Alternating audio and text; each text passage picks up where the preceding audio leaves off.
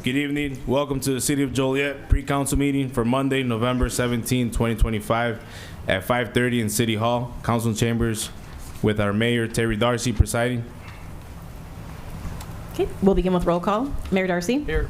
Councilman Cardenas? Here. Councilman Clement? Here. Councilman Hug? Here. Councilwoman Navarro? Here. Councilman Moreno? Here. Councilman Mudrin? Here. Councilwoman Quillman? Here. Councilwoman Verdon? Here. Mayor, real quick, Yep. I would ask Mayor Pro Tem to move forward the motion to sanction me for holding up this meeting for a minute. Todd, will you make note of that, please? That Mary's sanctioned by a minute. I'll make the motion. There you go. Oh, man. So do you have to stay an extra minute after class? There you go. I think he wanted a vacation.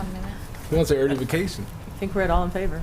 Look at this, unanimous. I didn't vote for it.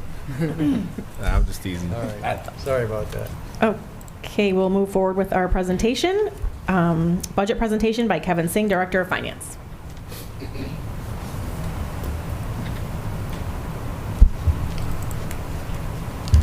It's coming up. Here we go. Good evening. So this is the first official council presentation for the budget. It'll be on the operating budget. For tomorrow morning, I'll email the budget out to the council, but I just wanted to take a few moments just to recap a few things on that. Remote. So just wanted to go through the budget process. So first thing that's big for this year's budget is we used our accounting system for the budget. So in the past, for those that didn't know, behind the scenes, we were using Excel spreadsheets for everything, kind of putting things together. So move towards the use of our financial software. Some impacts, obviously it's less labor intensive. Departments will actually enter that budget in themselves. So it's more collaborative. They're easier to share information. They could see what they entered real time, could adjust things to kind of see how their total budgets were. Obviously reduced in data entry errors since we don't have multiple people entering the same information more than once. And then another thing that you'll see as you'll go through the budget is revenues that are generated by specific departments are actually being recognized in those departments. Perfect example is things like police fines are in the police department, ambulance billing in the fire department, and so on. So with that, obviously the sheets will look a little different than you may have seen in the past, but all the information should still be there. And then another benefit of this change was widespread use of our accounting system. So the process so far to date, we did a formal kickoff on June 3rd, where we trained all the departments on how to enter their budgets into our financial system. We finished that at the end of June. The budget requests were due July 21st, and then we went into one-on-one meetings with the departments and the city manager and the finance staff. We finished that at the end of October. Early in November, budget director and I finished the revenue projections for the general fund and sewer and water. And then just to recap, we talked about tax levy on October 21st at Finance Committee and November 4th at Council. And what we discussed was that we would try to keep the rate the same. This is just a snapshot of the major operating funds, which is the general fund and the sewer and water fund. I've highlighted the column on the far right, which is where the draft is at so far. General fund, obviously a small surplus. You'll see to the left, when everyone requested their budgets, we had a $5.3 million deficit that we're able to work through to put it together as a surplus budget. On sewer and water, the reason that surplus is so large, they don't have separate capital funding. So the 11.7 million or almost 11.8 million is what's used to fund their general capital improvements, things like sewer mains, lift station repairs, sewer plant vehicles, so on and so forth. Some highlights in the general operating fund or the governmental fund. Revenues are up 7 million, which is roughly a little over 3.25% increase. Breakdown there is sales taxes are up estimated to be up about $3 million. Those are roughly due to just your general inflation, internet sales, and then just additional retailers and change in retailers. Income tax, which is our share of the state's income tax that we get from the state of Illinois on a per capita basis, that's expected to be up 1.2 million based on the Illinois Department of Revenue's estimate. And then an extra $500,000 for ambulance fees, $750,000 in building permits. Both of those are related to trends that we're seeing both in the 25-year and then going forward. Grants of 2.5, full disclosure, that includes a $1.9 million mental health grant that the council accepted not too long ago. And then we are seeing some decreases. The one is use tax, which is a self-reported, basically sales tax. That's going down 1.5. Reason for that is some of that is already migrated into sales tax. So retailers would self-report. They're now required to directly report to us. On the expense side of things, some notable changes. Once again, talk about the mental health grant. That's grant funded. Legal claims are going down. The budget's going down $500,000. Repairs and maintenance going down about $1.3 million. That one I would attribute to just the conscious effort from our facilities and buildings and ground staff of actually going and fixing some of our facilities that would have had repairs that were needed, roofs and so on and so forth.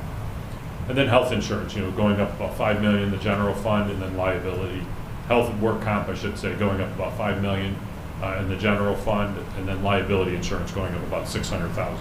Reason we have liability going up that amount is looking to do a building appraisal and working with our new broker to make sure that our values of our buildings are adequately set. They saw some things that thought we should look at. Last thing we want is a building undervalued if we have a loss. For sewer and water, revenue's going up 8.5%. I'm sorry, $8.5 million. You have the split there between water and sewer. Those are based on the rates that were set by council. Then expenses, really the main thing on the expenses for sewer and water is our share of Grand Prairie. Now that Grand Prairie's up and running, we're getting ready to start construction. Our contributions are based on estimated debt service for a commission, so that's going up about $2.8 million, and then debt service is going up about $9.6 million. That debt service is for city infrastructure, water mains, and then once again, if the council, just to refresh everyone's memory, we fund a certain percent of Grand Prairie ourselves, so we have that debt service as well. So we pay Grand Prairie two different ways, directly and then some debt service. Also, this slide is health insurance. Reason is, the last couple of years we've talked about making sure that health insurance is forefront just because it's been climbing as a percent of the general fund revenues or expenses. And so this slide basically projects out our revenues in the general fund using historical average of about 4.25%, and then insurance costs at about 12.5%. And what you're seeing is, in 26, it's insurance overall is roughly just below 17% of our total general fund. The retirees of that 17 make up about 8%. And so the reason for this is just making sure that it's forefront in everyone's mind. We have had some good discussions with the unions, and we'll continue to do so. We need to do something so that this doesn't run away from us. You see by 2030 it's expected to be over 20%.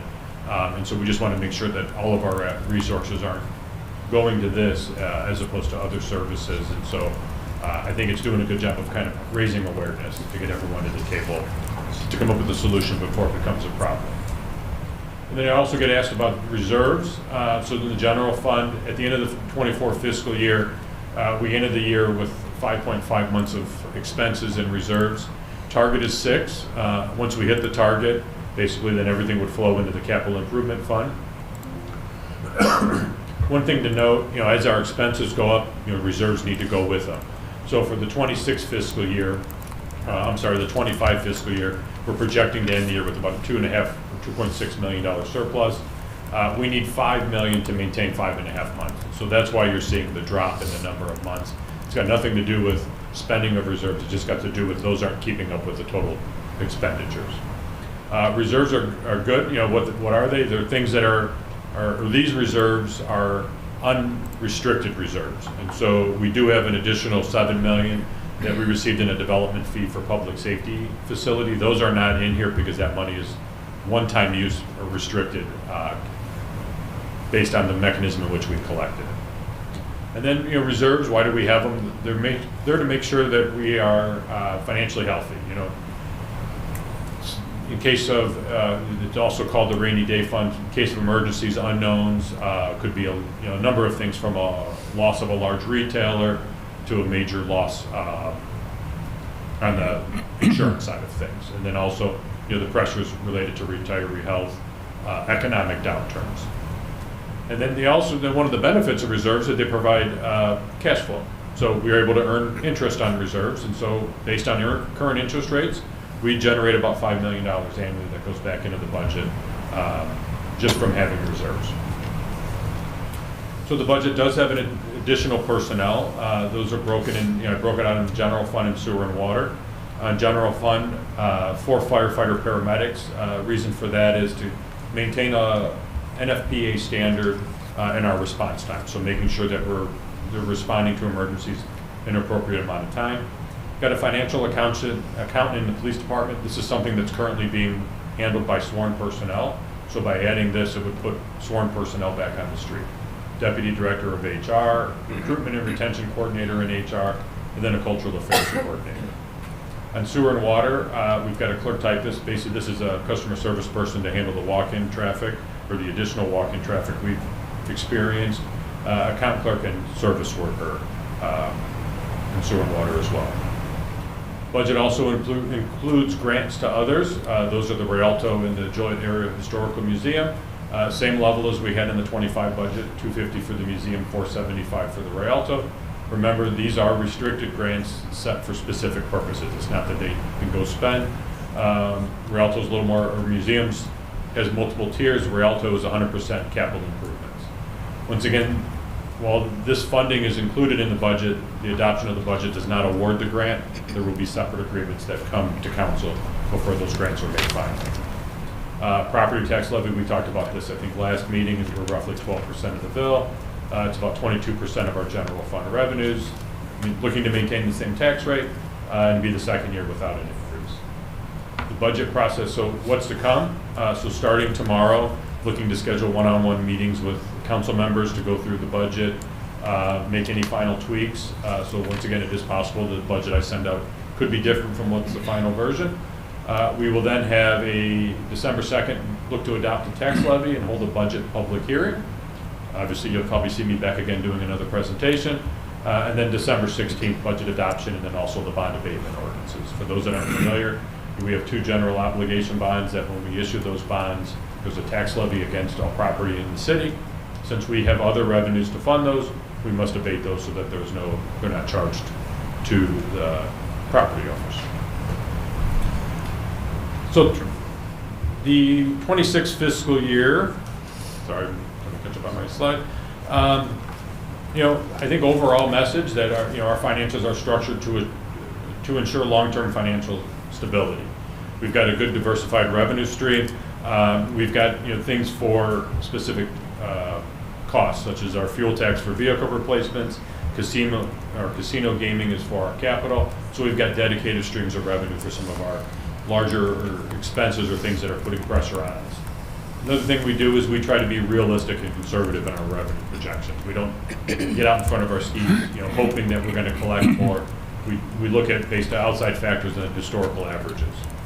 And then, we continue to increase awareness for things that put pressure on our budget, such as health insurance. I think that pressure has led us to make changes, which roughly has saved us, the council has done things to save $1 million a year on our insurance, just from some of the changes we've made already.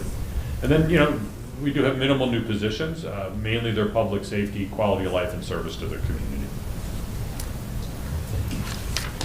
And then I think my final slide, just some more snippets. We're spending within our means. We don't have a deficit budget. And then, the remainder of the budget's status quo. There's no new taxes or increases in taxes or fees, continuing our core services. We do have things in there for things like the Route 66 anniversary and programming for the new City Square and various cultural affairs and events. So with that, I'll be sending the budget out next couple of days, and then reach out to me to schedule a meeting to go through it one-on-one and make sure everything's accounted for. Okay. Thank you. Thank you. Kevin, just real quick. We've had a lot of calls and people have called us about the water bills. They're going up 5% a year. Is that pretty accurate, 4.5%? Well, I think water goes up 17.5, sewer I think is 5. Okay. But I got to check the sewer. Didn't remember that one. Maybe tomorrow you can touch base. And then how's Hollywood doing out there, Hollywood Casino? So I actually looked today, revenues combined. I looked at both casinos combined, and so we are a couple $100,000 more than we historically have been, but I've already seen in the last 2 months, or from month to month, it's peaked and then starting to come down. Thank you. So, but overall, we're doing good, and we are Historically, casino revenues have slowly declined as the state's opened more and more boats in video gaming. But I am, based on the numbers, keeping it at status quo for next year. So, Thank you.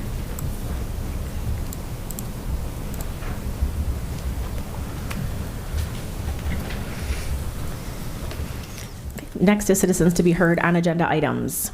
Is there anyone who would like to speak on an agenda item this evening? If you'd like to speak on your item?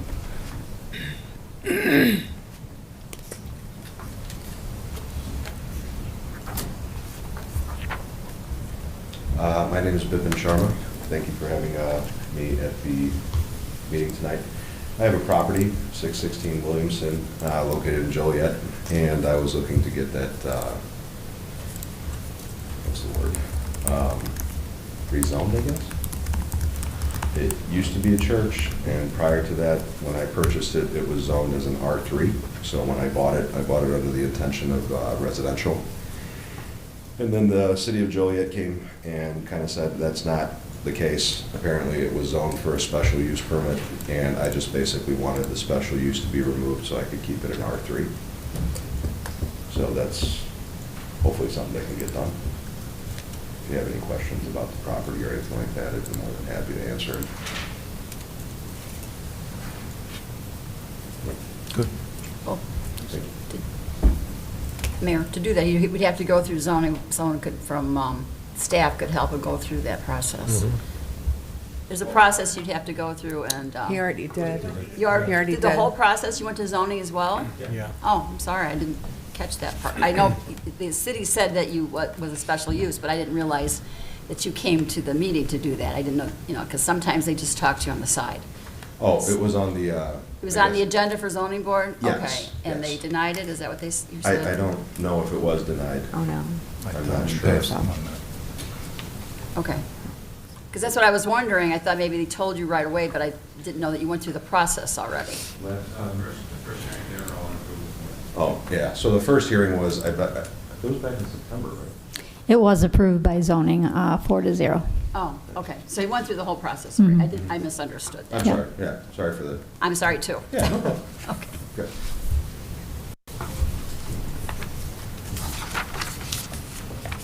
Is there anyone else who would like to speak under citizens to be heard on an agenda item?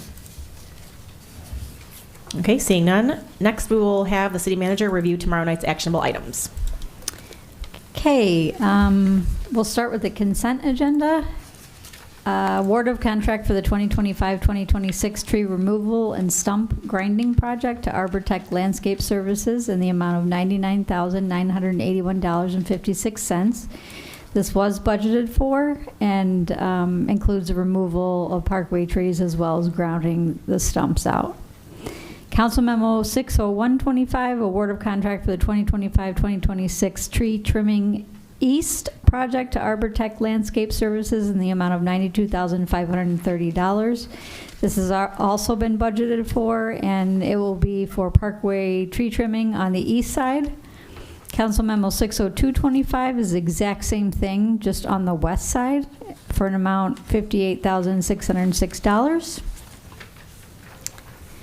Council Memo 60325 has been requested that we move it out of the consent onto the regular agenda. This is an award of professional services agreement for citywide service level and staffing study to Ruff Tellis in the amount of $156,500.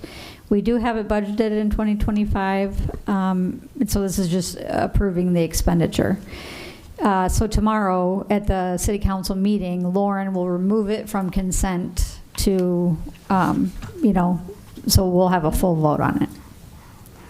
Council Memo 60425, approval of purchase of 4 heavy-duty dump plow bodies from Henderson Products in the amount of $565,424.20. Due to extended construction lead times in order to receive completed vehicles in 2026, the order for the dump bodies needs to be placed now.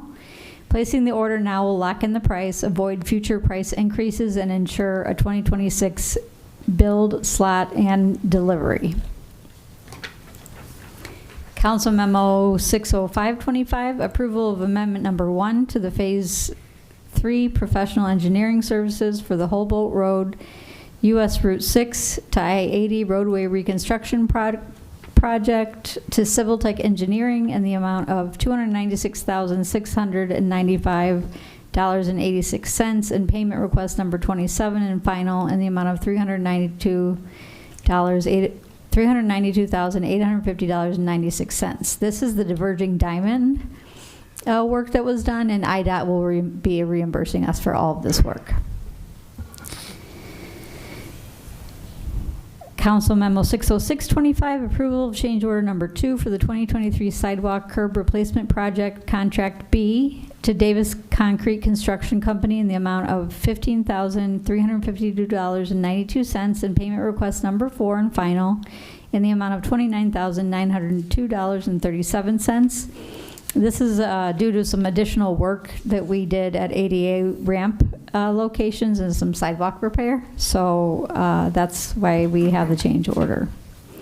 Council Memo 60725, award of contract for the purchase and installation of the HVAC replacement of 5 rooftop units at Slammer Stadium to Anchor Mechanical in the amount of $242,041.80. Joliet Slammer Stadium has 5 rooftop units, and these units are over 23 years old and began failing in the summer. They're beyond their life expectancy, so this will be to replace those. Council Memo 60825, award a contract for the former Stadium Club asbestos lead abatement project to Nationwide Environmental and Demo LLC in the amount of $227,700. The former Stadium Club is located at 141 East Jefferson Street and is adjacent to the Slammer Stadium behind right field. Due to the age of the building, it contains asbestos and lead throughout. To continue our efforts to maintain, update, and redevelop it, city-owned facilities is recommended to abate the asbestos and lead.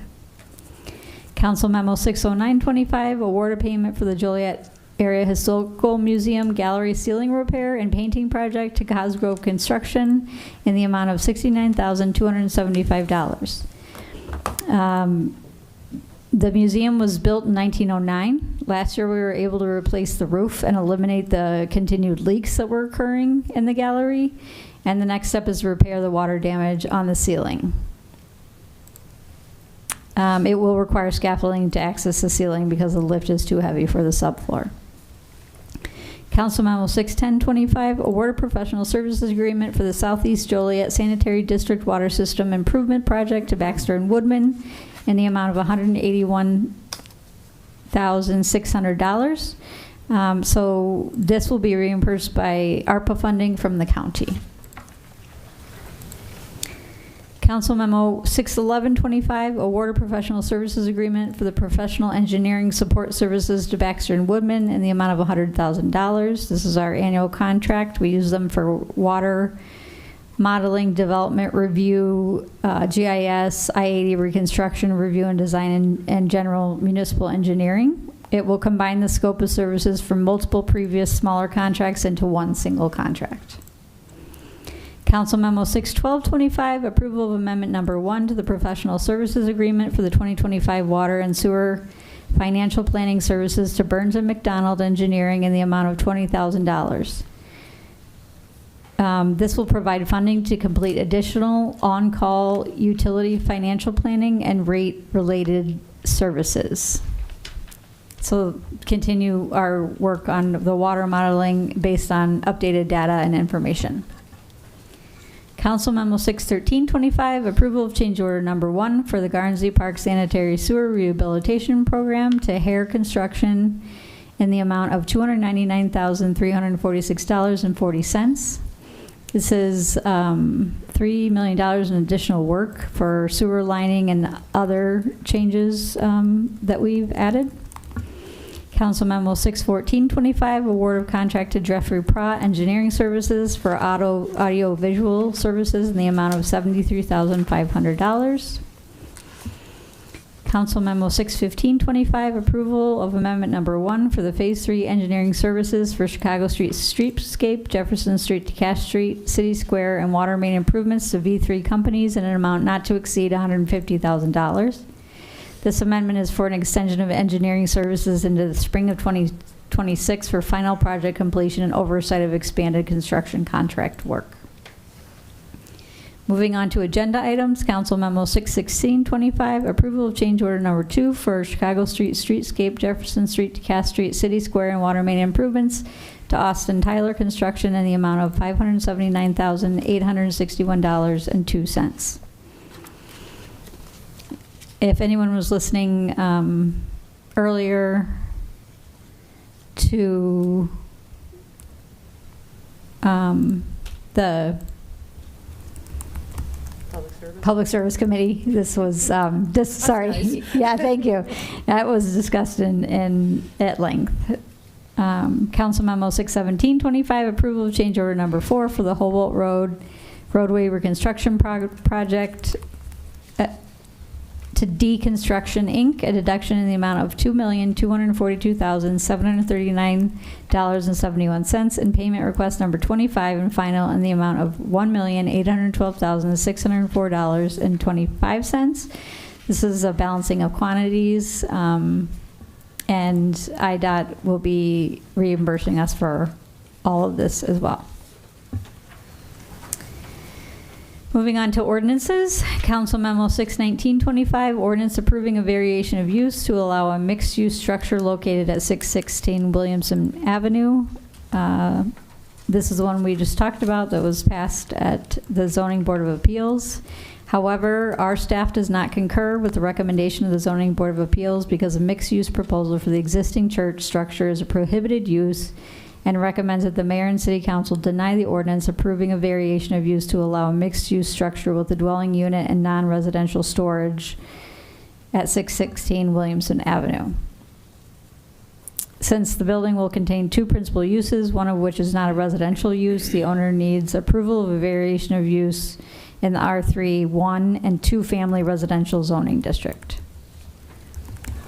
Council Memo 62025, ordinance approving a special use permit to allow a truck and trailer parking and storage lot located west of Vera Court, south of Oak Leaf Street. The purpose is to allow trailer parking and passenger vehicle parking on 3 lots in the center of the Oak Leaf Center Industrial Subdivision.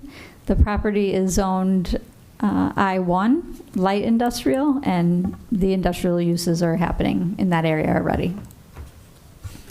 Council Memo 62125, ordinance approving a special exception to allow a roof-mounted solar installation located at 3300 Shanahan Road, which is the Target Distribution Center. The purpose is to allow roof-mounted solar for community supply on an existing warehouse. The property is zoned I-2, general industrial. Under resolutions, Council Memo 62325, resolution accepting the 2025 Powering the Holidays grant from the Metropolitan Mayor's Caucus in partnership with ComEd for the 2025 grant fiscal year. It's a $2,500 grant. We match with $500 from the city, and it will provide energy efficient lights for the city square for the holidays. Council Memo 62425, resolution authorizing the execution of an intergovernmental agreement between Central Will Dial-A-Ride and the County of Will and the acceptance of grant funds under Title 20 of the Social Security Act. Council Memo 62525, resolution approving an intergovernmental agreement with the Illinois Department of Transportation for the I-80 at Illinois Route 53 Chicago Street Interchange Improvement Project. The total project is $165 million, which the city has to pay for only $24,150, and that's due to our emergency vehicle preemption, also known as EVP, emergency vehicles going through lights when there is an emergency. That's the only portion that the city has to pay for. City Memo 62625, resolution approving an intergovernmental agreement with the Illinois Department of Transportation for the I-80 at Des Plaines River Improvement Project. The total cost of this project is $183,417,058. The city is responsible for the costs of the water main and sewer relocations on McDonough Street with a separate reimbursable agreement to recover $423,500 of the costs. and a resolution is required to approve the IGA. Council Memo 62725, resolution authorizing approval and execution of a project labor agreement with the Will and Grundy Counties Building Trades Council and the Three Rivers Construction Alliance for Joliet projects in the Alternative Water Source Program.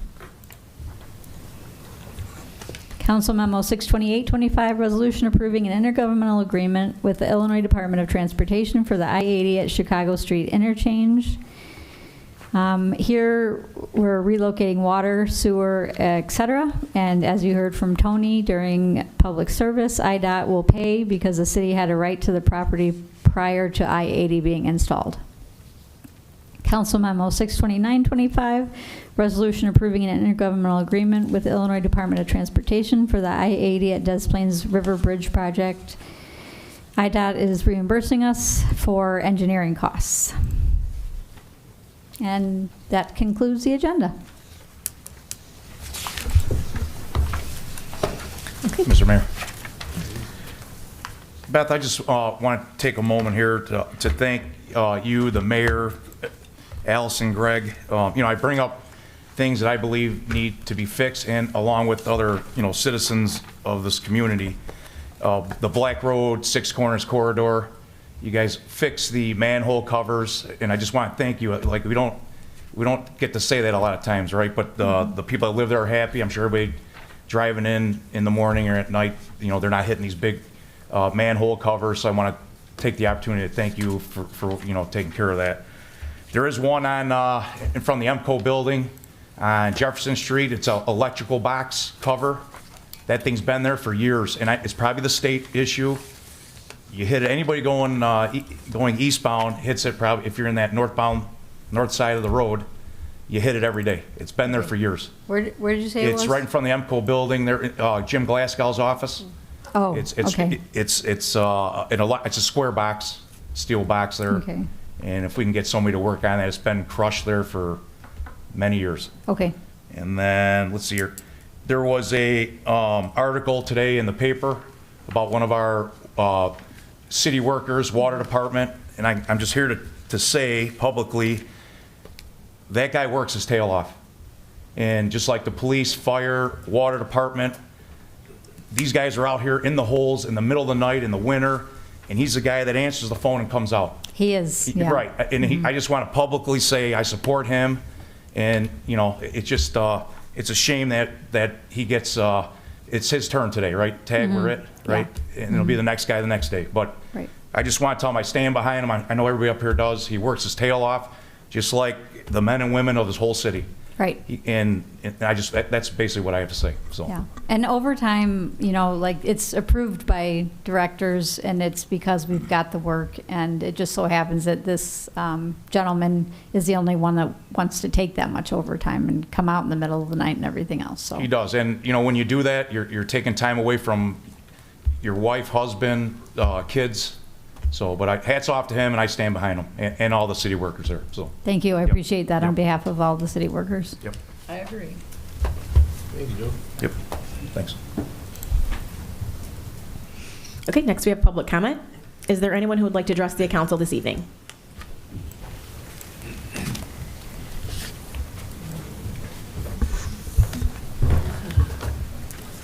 Good evening. My name is Trista Brown. And I tell you, right, today is very hard for me. I really had to got my mother here with me who's passed away, and God with me. An incident happened to me downtown Joliet, and I'm here about safety and protection. And first of all, the reason why I have this strong hysteria, because I've been through some things, okay? And when I called the chief and I called deputy, I stand up here for the protection of our community, but if I can't stand for the protection of myself. And all it did was trigger everything that I've been through, that I came from. I'm always at the Joliet Library. And at the Joliet Library, I'm there at 9:00 a.m. I teach a class. That Saturday morning, I wasn't paying attention because I'm always there bringing stuff. Forgive me. And some man came, tried to abduct me, put his hands on me, and said, terrible thing. And it triggered me back when I was in 3rd grade at that same library when someone tried to rape me. Everything that I forgot about, he triggered. And I called to find out right before that. That man had been at the Joliet library on the 2nd floor trying to talk saying sexual things to a young kid. Now I know that Chief Evans don't care about me and don't care. And I've been always trying to, but I can't stand anymore because I'm tired. I'm here because you have to understand we are downtown Joliet. There is a lot of homes. There is a lot of things going down there. I see it every day. But until it happens to you, where somebody is not paying attention, somebody could take you at any day. That woman and that man feels hopeless because I'm always thinking what I could have did differently. I thought about that in 6th grade when I got raped. I thought about it when I got raped from a doctor. So everything that happened to me came back to me.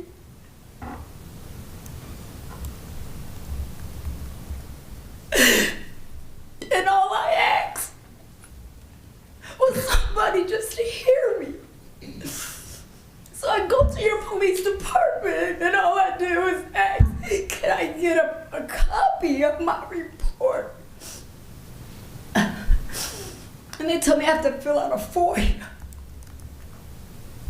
At the end of the day, I just want to be able to trust and believe in my police department. I have been talking to that Chief Evans for I don't know how long since he's been in office. That man has ignored me. And then I called that Deputy Melon because I guess if they figured if they get a black man to talk to me, it'd be different. And all he could do is say, I see that you angry, and he hung up the phone. And all I was really concerned with, even if it was just about that little boy.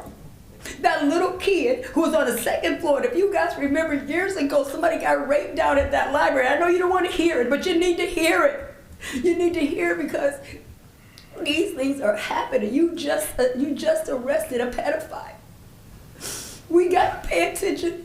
The chief got to do a better job in listening. You guys all can't do it. That could have been different for me. But I stand strong here today because that's who I am. But I'm going to tell you, I am broken. I am totally. So pray for me so that I don't have to continue putting this in my head. And I ask Chief Evans, quit ignoring me and people and do a better job. He should know he was attacked right down in that same place. And that's all I gotta say to you. Oh, nothing else I have to say.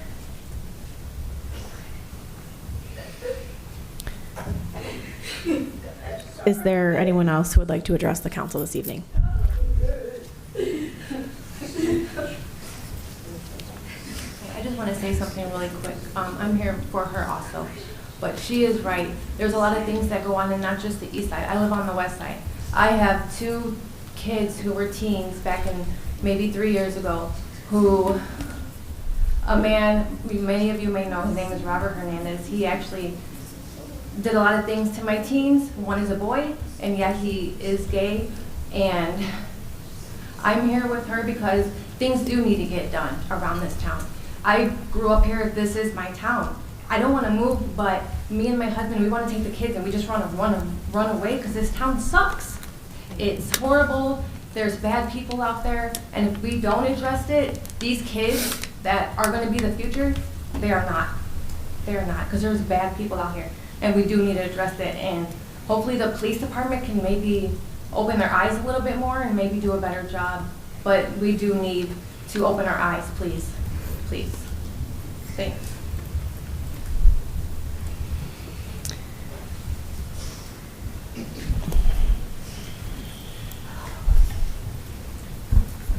You heard her words. You hear how emotional she is.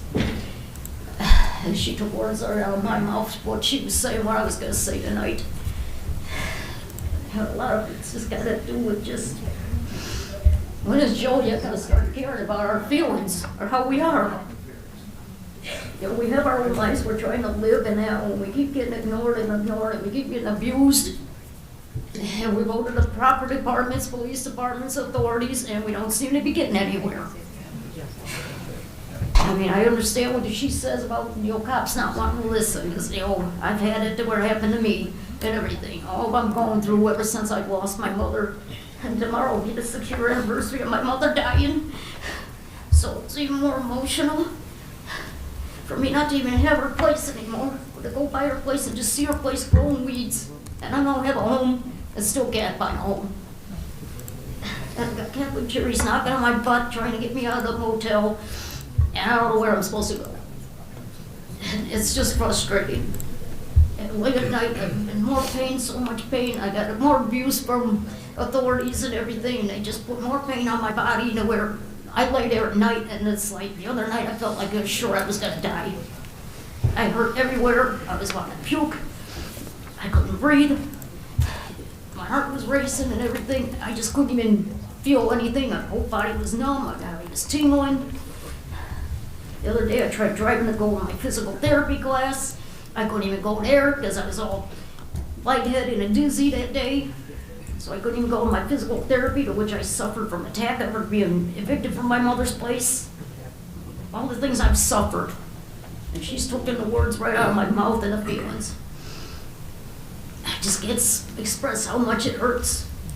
You know, I'll just think it's so easy to pack up and just go somewhere else and live. You don't understand what I gotta face. I gotta find a place, not only for me, but for my brother, who when he gets out, is a sexual offender. You know, you can't go find a place in subdivisions. You can't go find places by churches and by schools and by parks. So I'm having a fits just trying to find a new place for not only me, but for my brother when he gets out of prison. Which is why my mom's place was so important to me. And it's what she wanted. But now, of course, it's gone. And another thing, update here on Brandon Road Bridge. When I talked to IDOT, I asked them about when the Brandon Road Bridge is gonna be open, because we all know Brandon Road Bridge has been closed for over 2 years now, and IDOT said it was gonna be open late summer or early fall. And of course, that's passed. I call IDOT and find out, now they're telling me June of 2026 it might be open. Like, that's almost 3 years of this bridge being closed, and all because of container trucks that went over it and kept breaking it, going to the stupid center point intermodals. And I don't like that. And another thing is the last thing is this property that there was Legacy Trucking had bought, and they wanted to put their truck stop, gas station, truck terminal thing there. When I guess this thing got approved, you know, by change of address, you know, Hobo Road and everything, and they snuck it in. They somehow sold it to somebody else, and they approved it, and now they're gonna have a warehouse built right across the street from, you know, I got neighbors that still live out there. Now they're gonna put this ugly warehouse across the street from my nice neighbor, my old neighbor's nice, beautiful property he's got. Like, why are you guys gonna stop with the development and start getting back to people's lives and valuing people's lives? Like Joe, like you said, about Charlie Kirk, everybody's life is valuable. Start taking value in our lives, please. I'd just like to say very quickly, and I'm sorry that Trista's gone, because I'd like to just say I'm so sorry for the trauma that she experienced. But I would like everyone to know that the men and women of our police department do defend all of our residents on a daily basis. And Chief Evans cares just as much as everybody else. This stuff keeps him up at night just like it keeps me up at night. So he doesn't get to defend himself, but he's a wonderful chief who does a great job. And I would like to announce that we arrested the person who allegedly assaulted Trista today. And then I'd also, to address the woman that was here from the west side, the person she's talking about, we've arrested 3 times, but the judge keeps letting him go. So our police department is doing the work, and we need to continue to do the work and be really sensitive to these things happening. They happen, you know, bad people are all over the place. It's not just Joliet, but we do have an amazing staff that does a wonderful job, and I just want to stick up for our chief in that sense. So that's all I have to say.